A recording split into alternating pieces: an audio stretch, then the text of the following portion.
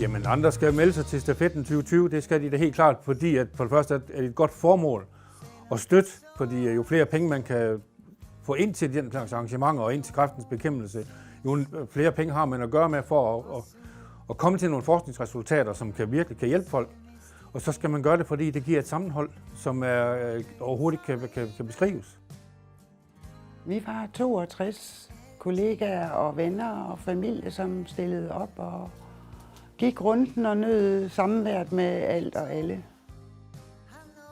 For mig personligt at deltage i Stafet for livet, så var det nok at være vidne til en af vores kollegaer, som har været meget hårdt ramt af kræft, at han klarede at gå de 400 meter.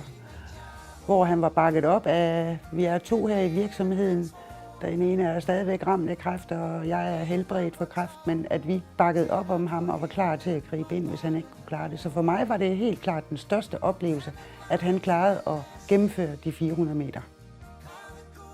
For mig det bedste Stafet for livet, der var at gå rundt med dine kolleger. Jeg har sat min egen mål, hvor mange gange jeg skal gå. Og den jeg har gået rundt 3 gange, jeg tænkte, ja, det var fint nok. Men der var så meget entusiasm med alle vores kolleger. Jeg har taget en ekstra tur. Og jeg kan godt se, at jeg har gået nogle 20-25 kilometer der til sidst. Så vi har godt givet en gas. Jamen, det var en daværende kollega, som har været igennem et forløb med kræft, som foreslog, at vi fra personaleforeningens side skulle gå ind i det arrangement. Og så har vi haft vores Sorø-afdeling, har deltaget tidligere i det, og så har vi ligesom den vej også fået lidt information om det. Og så lysceremonien om aftenen, den var helt fantastisk.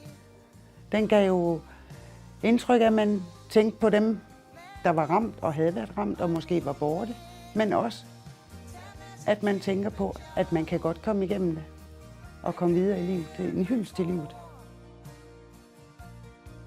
Jamen, altså, at organisere sådan en stafet her, det vil være lyve at sige, at det ikke er et stort arbejde.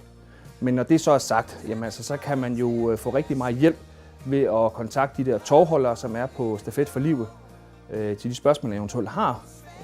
Og man kan søge rigtig meget information inde på Stafet for livets hjemmeside.